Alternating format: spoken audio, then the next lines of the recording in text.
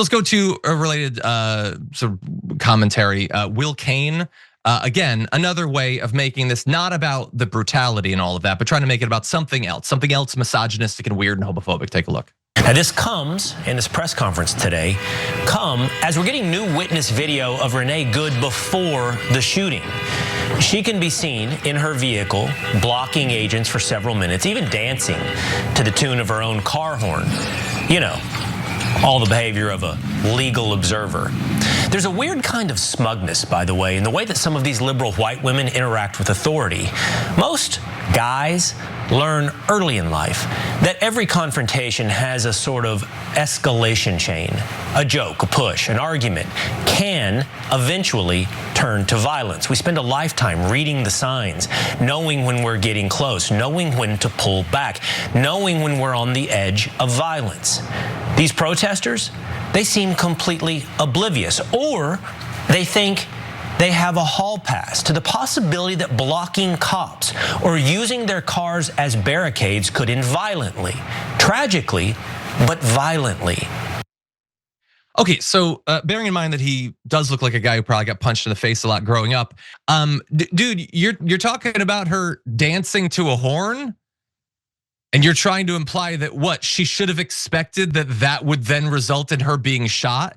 By the way, the comparison you're making is to, hey, when I was in 6th grade, I learned not to get bitch slapped by somebody. She's dealing with an ICE agent. They're not supposed to act like kids on a playground. They're supposed to be trained. But again, they betray what they know these forces to actually be. If you thought that they were serious law enforcement, well-trained, just doing their job, you would not be talking about how women need to bow down and not be smug lest you be shot in the face. But if you actually believe that they are the secret police, the paramilitary force, the Trump brown shirts that they 100% are right now, then yeah, you might talk about them that way. As if they're total loose cannons that could erupt into violence at any moment. And don't you dare have a smug smile on your face for 1 second or you could be shot by them. But Will Cain understands who they are, Jordan. That's what it feels like to me. I mean, we covered it on Indisputable today, and maybe some viewers have seen the video, but there was a woman in Minneapolis who was waiting to cross the street.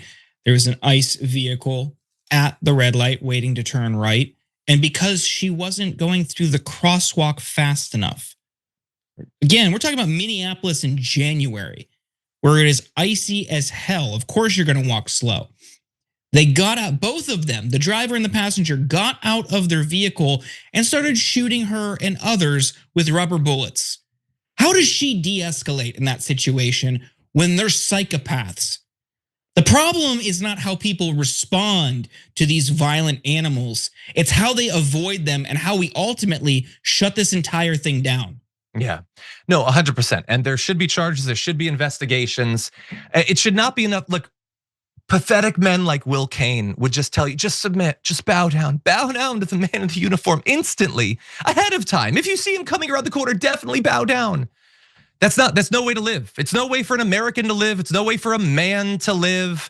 They are utterly pathetic, and it is performative, submissive masculinity that should be beneath all of us. But unfortunately, it's become the norm on the right. Every time you ring the bell below, an angel gets his wings. Totally not true, but it does keep you updated on our live shows.